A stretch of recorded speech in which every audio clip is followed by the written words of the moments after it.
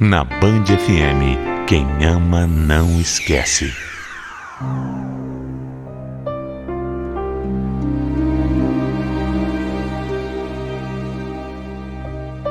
Nem sempre a vida acontece como a gente planeja. Mas tudo o que acontece, acontece por um motivo. Mesmo que a gente não consiga entender na hora. Já tinha um tempo que eu fazia aulas de Libras, a linguagem de sinais. E essas aulas aconteciam na minha igreja. Eu comecei a fazer esse curso porque eu tinha um namorado que era surdo e eu queria me comunicar melhor com ele. Mas lá eu conheci várias pessoas, e entre elas o Marcos. Assim como o meu namorado, o Marcos também era deficiente auditivo. E era um cara muito legal. Mas como ele estava num outro relacionamento também, a gente nem chegou a se aproximar muito. Mas quando o destino está escrito, não tem como fugir. E o que é para acontecer, vai acontecer de alguma forma, mais cedo ou mais tarde. No meu caso, o meu namoro não deu certo. Eu acabei terminando tudo, só que eu gostava muito da linguagem de sinais. E como na faculdade que eu ia começar também tinha o curso, eu resolvi me inscrever. Lá tinham alguns voluntários que ajudavam os alunos a estudarem. E qual não foi a minha surpresa quando eu vi que um desses voluntários era justamente o Marcos, que eu tinha acabado de conhecer na igreja. Logo eu descobri que ele também tinha terminado o namoro dele, e aí sim, nós fomos nos aproximando. O Marcos era muito paciente e carinhoso comigo. Algumas vezes eu pensava em desistir do curso por ter dificuldade mesmo. Mas aí ele vinha, ele me incentivava a continuar. E com esse apoio dele, a nossa amizade foi ficando cada vez maior.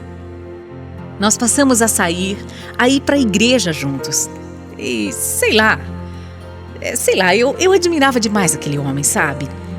Ver o Marcos ensinando as crianças na igreja a linguagem de sinais, aquilo me emocionava demais. E com certeza era uma das coisas mais lindas que eu já tinha visto.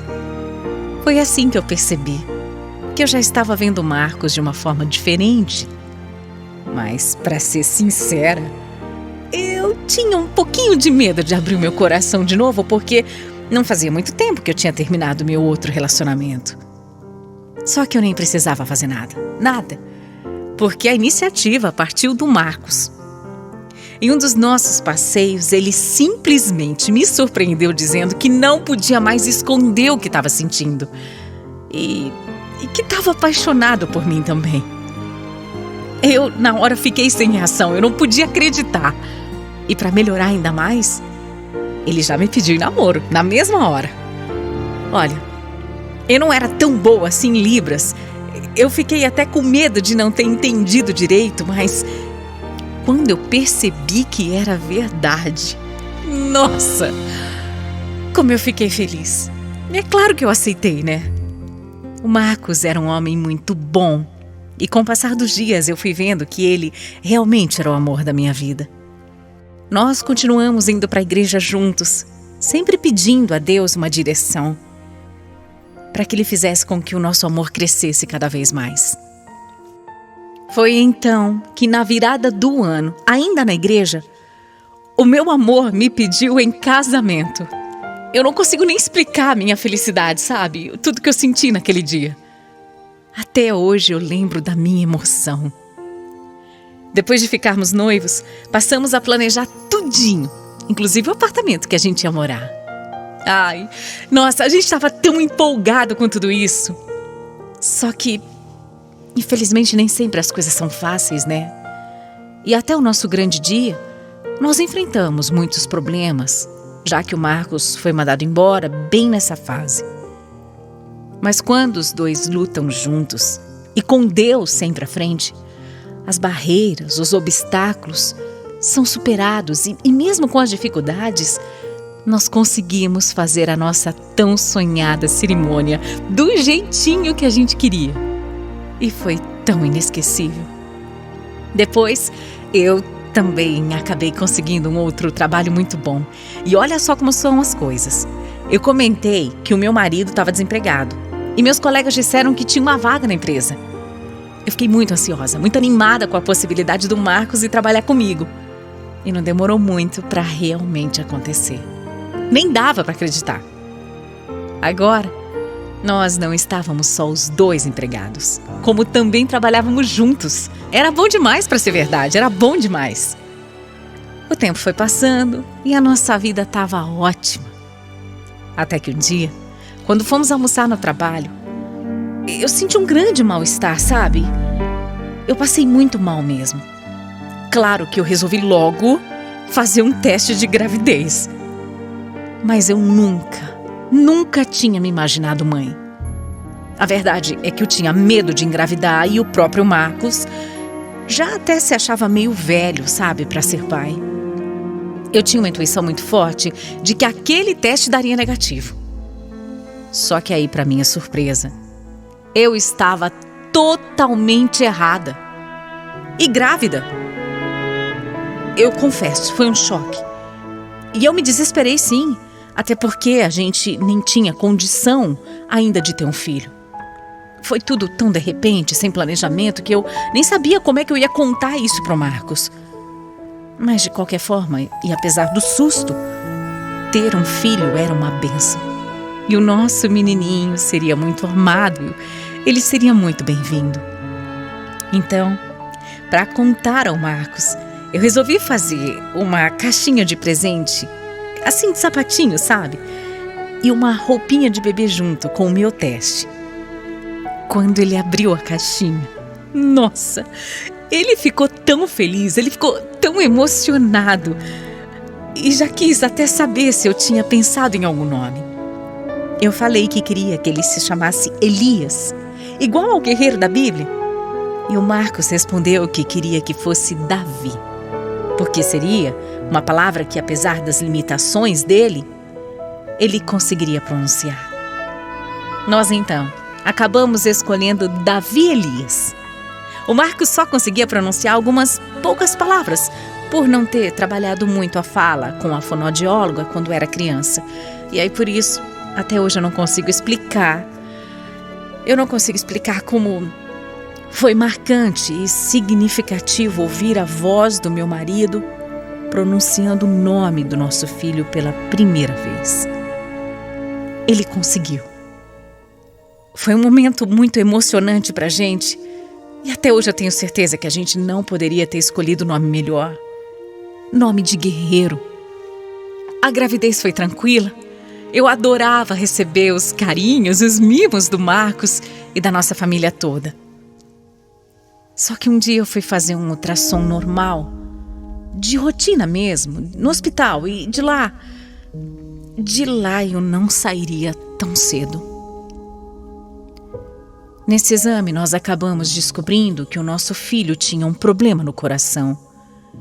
E por causa desse problema, ele teria que operar assim que ele nascesse. Mas o pior de tudo era que ele teria que nascer o quanto antes. Tudo porque eu estava com pouco líquido. Eu nem conseguia mais raciocinar, sabe? Nem pensar direito. O meu corpo tremia, o meu coração estava disparado. Era muita informação de uma vez só. Eu nem tive tempo de absorver tudo. Logo já me levaram para a sala de cirurgia e já começaram a fazer uma cesariana. Foi tudo às pressas. Eu só queria ver o meu filho. Eu só queria ser logo a mãe do meu Davi. Foram segundos. Segundos que pareceram horas. Mas aí finalmente eu pude ouvir aquele chorinho. Que sensação maravilhosa! Meu Deus, que alívio! Eu lembro do Marcos segurando o nosso filho no colo e as enfermeiras falando o quanto ele era lindo. Mas eu nem pude ficar muito tempo com ele porque o Davi já foi levado às pressas para a UTI. Foi horrível. Horrível ter que ir para o quarto sem o meu filho. Aquele quarto parecia tão vazio, sabe?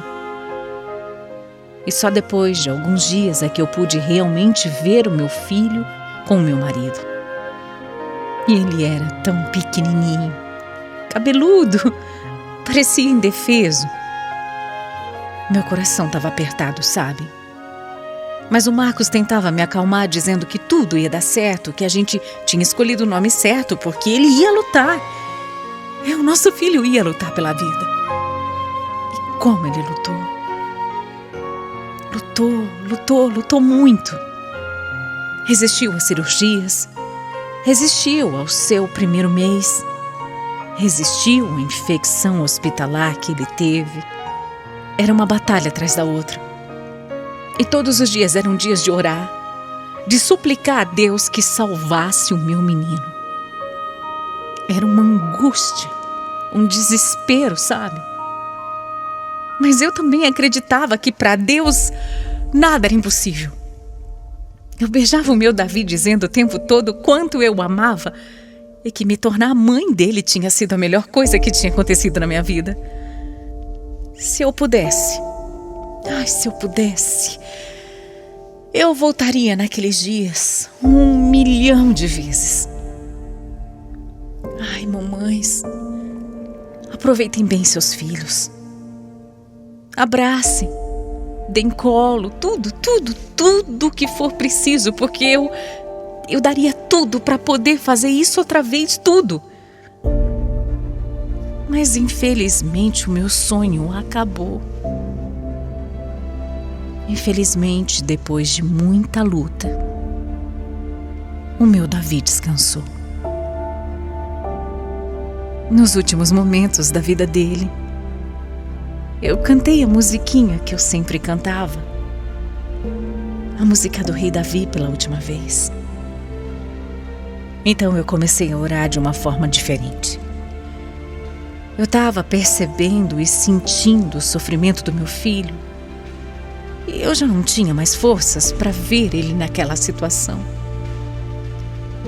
Então, chorando muito, eu disse para Deus: Deus, que seja feita a sua vontade. E nesse exato momento, o coraçãozinho do meu Davi foi parando. Ele ainda me olhava. Ele me olhava como quem diz: tá tudo bem, mamãe. Eu só queria que o Marcos chegasse a tempo do trabalho para poder estar ali.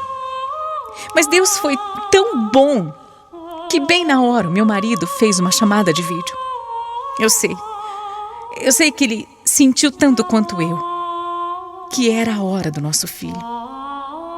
E pelo menos ele pôde ver o nosso filho com vida, mesmo que por vídeo pela última vez. E eu fiquei com ele no colo até a última batida do coraçãozinho dele. Até ele descansar para sempre. Eu poderia ter me revoltado. Eu poderia ter brigado com Deus. Mas eu estava em paz. Eu estava em paz porque eu sabia que o meu Davi também estava em paz. Nem tudo a gente entende. Mas os planos de Deus são assim. A gente aceita e confia. Hoje só restou a saudade e uma vontade. É uma vontade imensa de poder segurá-lo. Pelo menos mais uma vez. Mas eu agradeço a Deus por ter me dado um marido como Marcos, que esteve ao meu lado em todos os momentos e com quem eu vou seguir até o fim.